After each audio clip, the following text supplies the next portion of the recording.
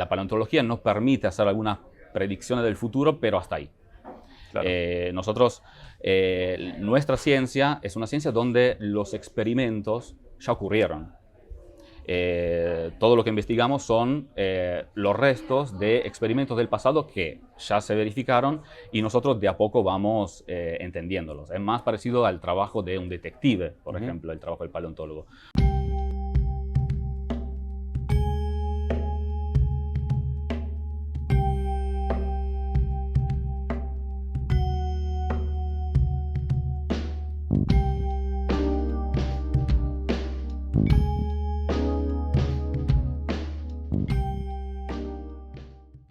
Estoy con Alberto Boscaini, paleontólogo, investigador del CONICET. Bienvenido, Alberto, a Conversaciones. Mucho gusto, gracias. Sos nacido en Verona, Sí. Italia, pero vivís aquí en la Argentina.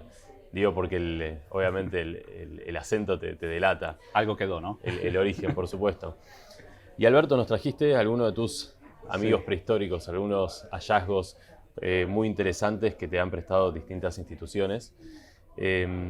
Y realmente va a ser una charla muy interesante, porque vamos a conocer un poco la historia de la vida en nuestro planeta y vamos a hablar también de algo muy relativo, que es el tiempo.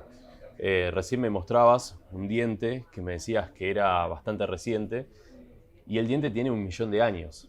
Sí, Entonces totalmente. el tiempo siempre es relativo y también está bueno hablar del tiempo porque ese va a ser el eje temático de una charla TED que vas a dar en un gran evento que se viene ahora el 9 de noviembre de TEDx Río de la Plata, donde el eje temático va a ser el tiempo, ¿no? Mirado y observado de distintas maneras. Primero, me gustaría saber igual cómo llegaste hasta acá. ¿Cómo llegaste aquí a Conversaciones a hablar de paleontología? ¿Cómo surgió tu pasión por la paleontología? Bien. Y en especial por tu área de investigación, que son los perezosos. Exacto. Sí, mira, Alejandro, gracias por la invitación. Es un gusto charlar acá con vos. Un placer. Como dijiste, yo nací en Italia Ujú. y hace 10 años que vivo en la Argentina, donde logré plasmar mi sueño de ser paleontólogo. Un sueño que tengo desde hace muchísimo tiempo, desde que tengo 5 años, cuando fui al cine a ver Jurassic Park, el primer Jurassic Park, ¿no? Mirá. Quizás no era una película apta para un nene de 5 años, pero la miré toda. Pasé miedo, obviamente, pero al final de la película yo dije, quiero hacer esto. Yo quiero excavar. Maravillosa esa película. Es increíble. Dinosaurios en ese momento, ¿no? La primera fascinación, creo, de todos los niños es estudiar dinosaurios. Es cierto. Y coleccionando figuritas, jugando con los dinosaurios hasta morir. Después, como que esta pasión quedó, la pasión por el pasado profundo, el tiempo profundo, como lo llamamos nosotros paleontólogos. Y a medida que iba investigando, leyendo, informándome en libros para nenes y después para más grandes, me daba cuenta que existía toda una historia de la vida por contar que era infinita, inmensa. Y acá traje algunos ejemplos, ¿no?, de estas cosas que se pueden encontrar. Por ejemplo, en la República Argentina, sin ir más allá. Todas estas cositas son fósiles de la República Argentina en distintos momentos del tiempo. Se va de un tiempo muy profundo, de millones y millones de años, hasta los pocos miles de años. Este, por ejemplo, es un mamífero que deambulaba por acá, un tigre de diente de sable, que se extingue hace alrededor de 12.000 años atrás. Y esto para nosotros... Convivieron con Sí. los humanos, por supuesto. Convivieron con los humanos, y esto para nosotros es nada en la escala del tiempo geológico. Claro. Ahora vamos a hablar de todo esto que tenemos aquí en la mesa, que es súper interesante. Pero primero quiero terminar de entender cómo es el trabajo del paleontólogo. Sí. ¿Cómo se define un área de exploración? Sí. Y cómo se empieza ese trabajo de exploración. ¿Y qué tan factible es encontrar algo? Porque de pronto vemos en una noticia que se encuentra algún fósil. Sí. Y me gustaría saber si es como algo que sucede una vez en la vida de un paleontólogo o si es algo un poco más frecuente. Ok, sí. Por suerte es algo frecuente, en realidad, pero el trabajo del paleontólogo es un trabajo muy variado. Hacemos muchas actividades durante el año. Quizás la actividad más icónica es ir al campo a buscar fósiles. Y esto, en general, se hace con suerte durante 2 semanas o un mes al año, donde se concentra la campaña, que también depende de los fondos disponibles para hacerla. Cuando se organiza una campaña, es muy importante saber lo que uno quiere encontrar. Entonces, el primer recurso es buscar en los mapas geológicos, donde aparecen las rocas que uno quiere investigar. Están todas ahora más o menos mapeadas. Sabemos a dónde están las rocas del Mesozoico, si queremos encontrar dinosaurios, o si queremos ir al Cenozoico y buscar más bien mamíferos en ese caso. De hecho, están pintadas de colores muy llamativos, que son los mismos en todo el mundo. Las rocas del Mesozoico, donde encontramos dinosaurios, están pintadas en los mapas en color verde, por ejemplo. Mesozoico, estamos hablando hace cuántos millones de años. Podemos de 200 millones de años hasta los 66 millones de años, que cuando cae el meteorito, y ahí termina oficialmente el Mesozoico. Entonces, primero buscamos en los mapas rocas del Mesozoico, y después tenemos que ir a ver rocas que sean de tipo sedimentario. Son todas aquellas rocas que se depositaron por acción de, por ejemplo, un río, para hacerte un ejemplo. Ahí es donde es posible encontrar fósiles. Si las rocas se formaron, por ejemplo, por vulcanismo, por erupciones volcánicas, o si fueron metamorfosadas, es decir, si pasaron por condiciones de presión y temperatura muy extremas, es muy difícil encontrar fósiles ahí. No es imposible, pero es sumamente difícil. Entonces tenemos que buscar bien el tipo de roca que nos interesa. Y después decir que muchas de las áreas, muchos de los territorios ya han sido explorados, caminados por otros que vinieron antes de nosotros.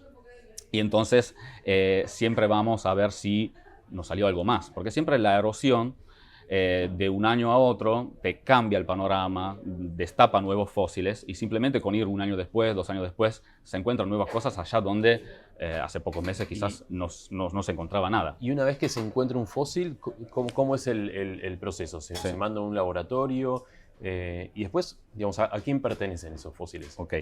Cuando se encuentra un fósil, normalmente se hace una excavación previa, se destapa un poco el área para ver la magnitud de lo que se encontró. A veces algo muy chiquito que en pocas horas puede salir, se puede envolver y listo, va al museo.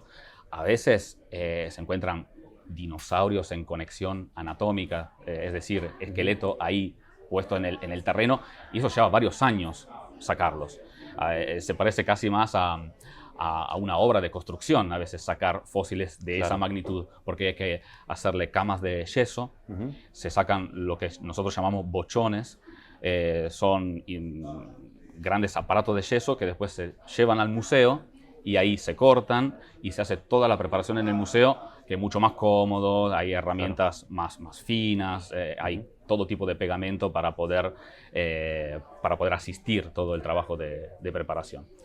Y también, buena la pregunta que me hiciste. ¿El fósil luego, digamos, es del museo? Sí, el fósil después queda depositado en el museo. Por ley, en Argentina los fósiles son patrimonio del país, y siempre tienen que ser depositados en el museo más cercano al lugar del hallazgo. Bien, perfecto. Así que esa sería la sede. Y es muy importante, si por ejemplo alguien encuentra un fósil, que es bastante común en la Argentina encontrar un fósil, mucho más de lo que parece, lo ideal es sacar una foto y mandarla al museo más cercano, contactarse con algún paleontólogo. Ahora con las redes es súper fácil hacerlo. Bueno, igual nos vas a enseñar ahora a entrenar un poco el ojo, porque yo me puedo topar con un fósil y decir, mirá esta piedra, y dejarla de lado. Exacto. Pero bueno, ahora vamos a aprender un poquito. Dale. Y, a ver, pregunta básica, pero importante, digamos. ¿Por qué es importante estudiar el pasado, lo que pasó hace millones de años? Sí. ¿Por interés científico o también nos habla del futuro? Sí, es un poco de todo también.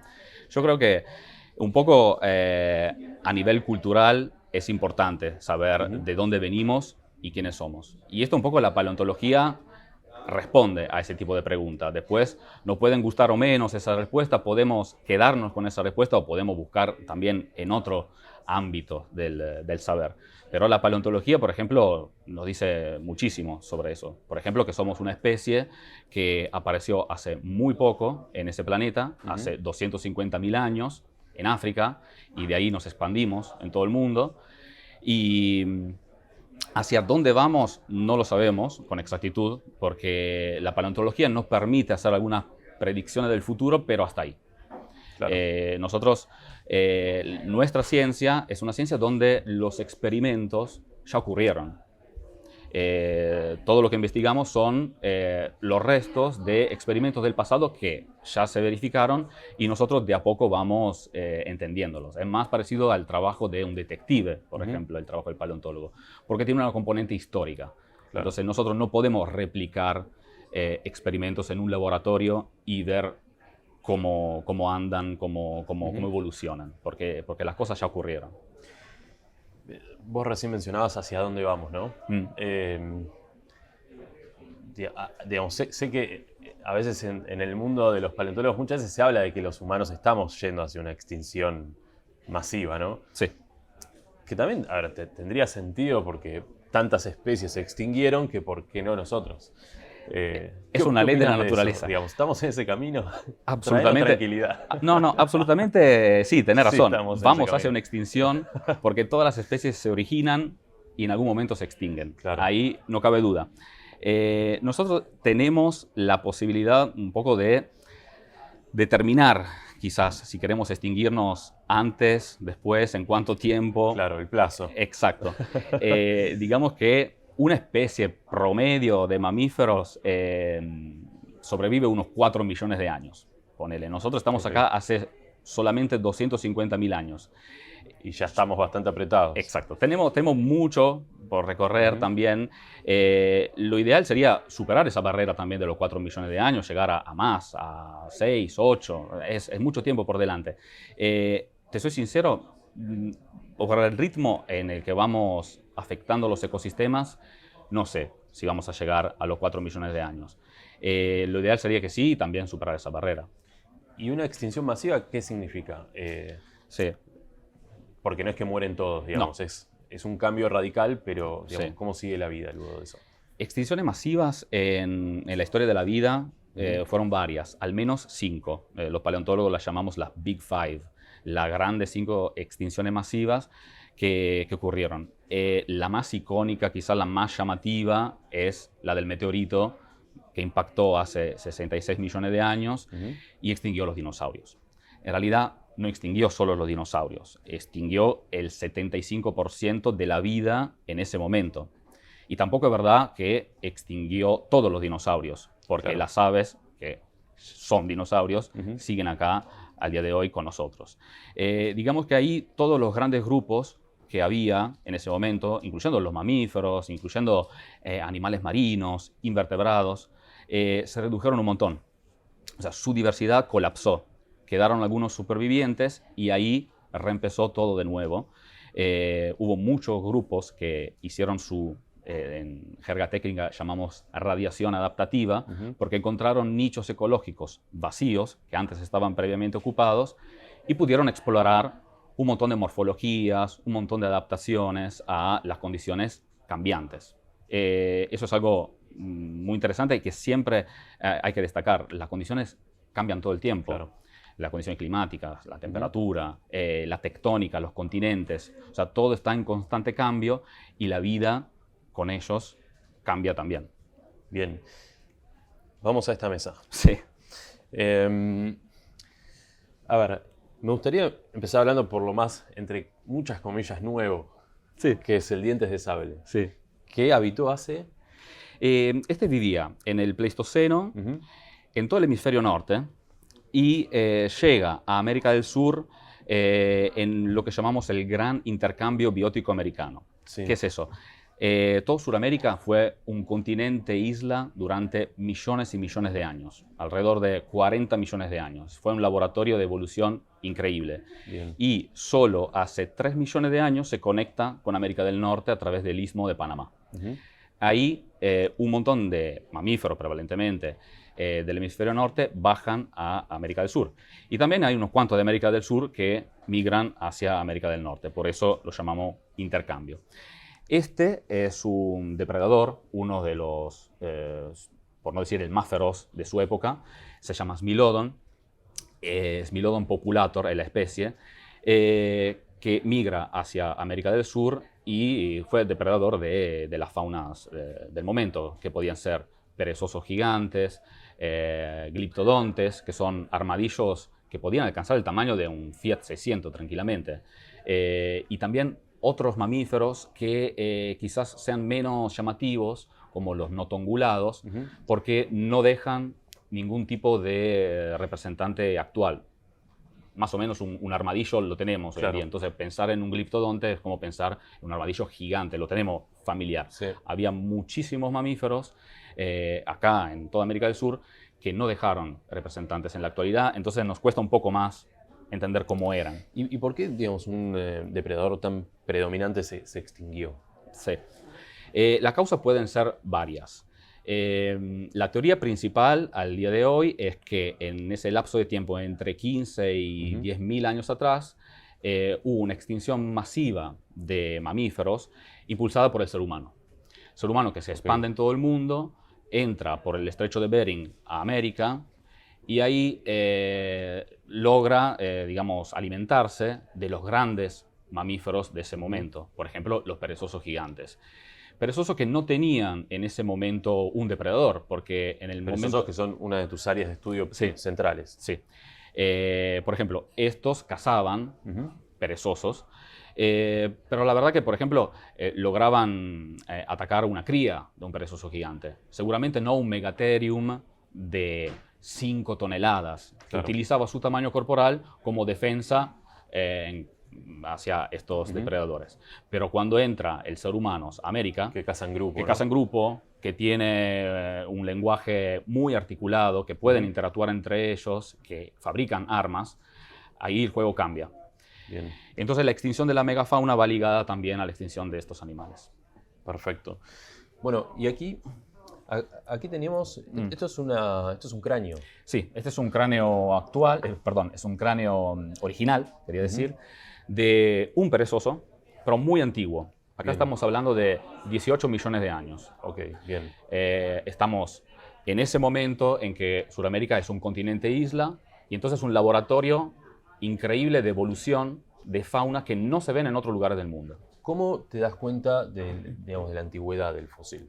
Este, por ejemplo, viene de una formación que conocemos muy bien, la formación Santa Cruz de la Patagonia Argentina. Bien. Formación que se empieza a descubrir cuando Ameghino estudia estos animales. Allá Florentino Ameghino y toda su familia, porque en realidad era toda una familia al servicio de la paleontología. Era el hermano Carlos, que hacía expediciones en esos lugares de Patagonia, expediciones muy peligrosas también, porque estaba años en solitario, recorriendo esos lugares muy inhóspitos, donde no había nada en ese momento. Hay que pensar que no es la Patagonia como la conocemos ahora, que tampoco es muy habitada, pero en esa época era realmente muy inhabitada, un desierto, había muchas comunidades indígenas, era un lugar muy, muy difícil para la gente en ese momento, y Carlos empieza a encontrar cosas realmente llamativas. Él las envía, las lleva a Buenos Aires y Florentino las estudia. Y, por ejemplo, en esa época él en una sola publicación podía dar a conocer cientos de especies. Eso ha pasado. Sí, era un ritmo de descubrimiento muy frenético en esa época. ¿Y cómo cambió con la llegada de más tecnología? Digamos, tal vez análisis genéticos y demás. Sí. ¿Cómo estas herramientas los ayudaron a ustedes a poder descubrir nuevas especies o a diferenciar especies una de otras? Sí.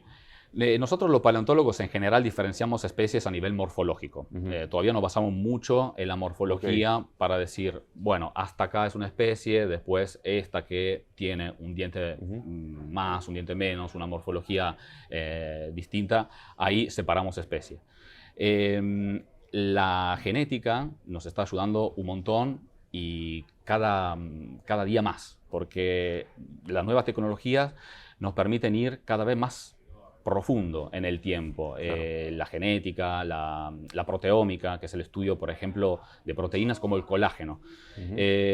Todas estas moléculas nos permiten entender las relaciones evolutivas entre los distintos grupos y muchas veces dan respuestas distintas a la que da la morfología. Y entonces el gran desafío, uno de los grandes desafíos al día de hoy es poner en conjunto estas dos fuentes de evidencias, por ejemplo. Y ya que nombras la nueva tecnología, también lo que se está haciendo ahora mismo muchísimo y cada vez más es reconstruir las cavidades que están adentro de los cráneos, por ejemplo, a través de tomografías computadas. Nosotros podemos hacer un modelado virtual y ver cómo era por dentro la anatomía de estos animales. Impresionante. Sí, y si lo pensás, es lo que más es muy valioso, porque una quizás de las funciones principales de un cráneo, por ejemplo, como este, es proteger lo que está dentro, proteger el cerebro, proteger el oído interno, que son todos órganos sin los cuales sería imposible, obviamente, la vida. Y esto nos da la posibilidad de recuperarlo, de estudiarlo y de encontrar, a veces, pistas muy interesantes sobre el modo de vida de los animales del pasado. Y, digamos, hablando de tecnología, hace poquito una empresa, si no me equivoco, que se llama Colossal, intentó o revivió unos lobos blancos, ¿no? Que nos hacen acordar a la serie Game of Thrones. ¿Qué opinas vos? Sé que no es tu área particularmente de expertise, pero ¿qué opinas como paleontólogo de estos intentos del hombre por ser algo parecido a Dios y de traer especies del pasado? Sí, hoy en día sabemos jugar con la genética de una manera bastante poderosa, hay que decir. En ese estudio en concreto, lo que hicieron los científicos fue agregar unos genes de Canis dirus, esta especie que es un perro muy grande que habitaba en manadas, por ejemplo, y que también entra a América del Sur junto con el tigre de diente de sable. Lograron insertar algunos de estos fragmentos genéticos en perros modernos. Para mí están muy lejos de decir hemos revivido una especie extinta. Pero bueno, se ganaron la tapa de Time y eso hizo que se hablara de paleontología a nivel mundial y es algo que se está haciendo. Abrió, por ejemplo, los ojos sobre un debate en bioética sobre si esto está bien o está mal. Yo no tengo una posición tomada particularmente, pero yo creo que cuando las especies son muy parecidas a las que se extinguieron hace poco o en parte extintas por acción del ser humano, de alguna manera valdría la pena intentarlo y ver qué pasa. Totalmente. Sí, puede ser interesante. Es interesantísimo, como decís vos, el debate. Sí. Podés con IA. Podés con KPMG. Acá tenemos, digamos, piezas de distintas épocas. Recién fuera de cámara, como dije, y como dije al principio, nos reíamos porque vos me decías que este diente es medianamente nuevo y tiene 1 millón de años. Sí. Digamos, ¿cuál es tu idea del tiempo, ¿no? Como paleontólogo? Porque digamos, es distinta tu percepción que la de cualquier otra persona que se dedica a algo que no tiene que ver con investigar lo que sucedía hace millones de años, ¿no? Sí. El tiempo para un paleontólogo es todo, diría yo. Creo que si a cualquier paleontólogo le preguntaras cuál es su deseo más íntimo, y es viajar atrás en el tiempo. Ir allá donde se encuentran quizás los animales que estudia solo a través de los restos fósiles, que es lo que llegó al día de hoy. Que para nosotros son pequeñas cápsulas del tiempo que quedaron ahí atrapadas y que nos cuentan historias de vida maravillosas. Cuanto más uno puede ahondar en la dimensión temporal, se da cuenta de que hubo un montón de experimentos allá atrás. Algunos que... ¿Por experimentos a qué te referís? Innovaciones morfológicas, por ejemplo, cosas que no llegaron al día de hoy y que muchas veces no entendemos el porqué.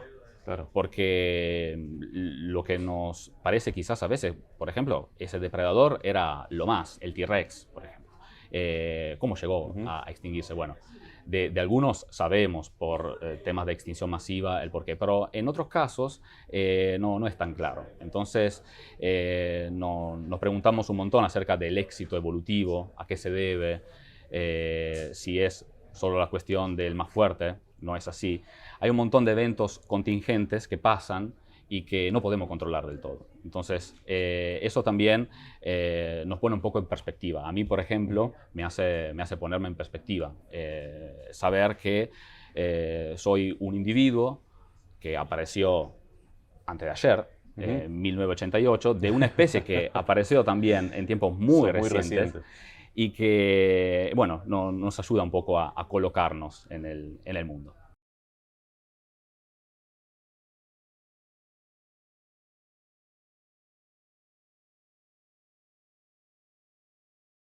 El tiempo es, digamos, el eje temático del evento TEDx Río de la Plata, que se va a celebrar el 9 de noviembre, Sí. donde vos vas a ser uno de los speakers. Sí. ¿Qué nos puedes adelantar de lo que va a ser eso y qué nos puedes contar de cómo fue toda la preparación? Sí. Porque sé que Sí. son meses de preparación para una charla de 10, 15 minutos. Exacto, exacto. Sí, como dicen los chicos de TED, son meses preparándose para una charla de 7 minutos. Claro. También nos pone en perspectiva con el tiempo. Totalmente. Este evento, primero que nada, va a ser increíble. Hay muchas cosas nuevas, muchas sorpresas. TED existe hace 15 años y en esta edición se está innovando bastante. Yo, por ejemplo, estoy en un segmento curado por Edu Sáenz de Cabezón y Jerry Garbulski, que se llama Tiempos de Conversar. Y yo vengo a llevar un poco mi perspectiva sobre el tiempo profundo, junto con otras 3 oradoras fantásticas. Y, por ejemplo, lo que quisieron hacer en este segmento fue sentarnos un poco a conversar después de nuestra charla TED. ¿Qué pasa si los oradores, en vez de irse detrás del escenario al terminar su breve charla, luego vuelven se y conversan sientan entre y ustedes? conversan sobre Maravilloso. cosas de la vida, ¿no? Y cómo estas dinámicas temporales, estas distintas escalas, se pueden mezclar y quizás dejar algún mensaje. Claro. Súper interesante. Maravilloso. Y después, claro, hay muchos más segmentos. Hay uno, por ejemplo, el tiempo de la ciencia. Uno puede pensar que yo voy a hablar en este. No, voy a hablar en el otro, que es tiempo de conversar, que mezcla charlas TED con el teatro. Así que, bueno, obviamente los invito a todos a participar, a venir. Las entradas están en tedxriodelaplata.org y, bueno, eso, extiendo la invitación al 9 de noviembre. Vale la pena ir porque cuando uno selecciona una charla TED en YouTube, por ejemplo, Sí. vas directamente al speaker que fuiste a buscar. Pero cuando uno va al evento te encontrás con speakers que digamos, que no conocías y te expones a argumentos, a ideas que Sí. realmente te sorprenden. Sí. Y siempre las charlas, como vos decís, son muy preparadas y todos los oradores son muy, muy interesantes. Así que súper recomendable. La idea es justamente esa, sorprender. Yo puedo decir que fui a un ensayo hace un mes donde pude ver otros oradores preparando su segmento y me quedé boca abierta con varios. Así que recomiendo la experiencia. Bueno, Alberto, antes de terminar, quiero agradecer que le digamos gracias a las instituciones que nos permitieron esto, no sé cuáles son. Por supuesto. Son 3 instituciones que me prestaron esos materiales. La Facultad de Ciencias Exactas y Naturales de la UBA, el Museo Argentino de Ciencias Naturales nos prestó este cráneo de perezoso y la Fundación Azara nos prestó esta réplica del cráneo de Smilodon. Así que sí, obviamente agradecerlos por la ayuda y poder mostrar esos materiales que son la riqueza de nuestro patrimonio, el patrimonio de todos los argentinos. Totalmente. Gracias por venir, Alberto. Es súper interesante escucharte. Gracias a vos. Y va a ser súper interesante ir a ver la charla TED del 9 de noviembre. Así que gracias de nuevo por venir a Conversaciones. Gracias a vos, Alejandro. Un placer.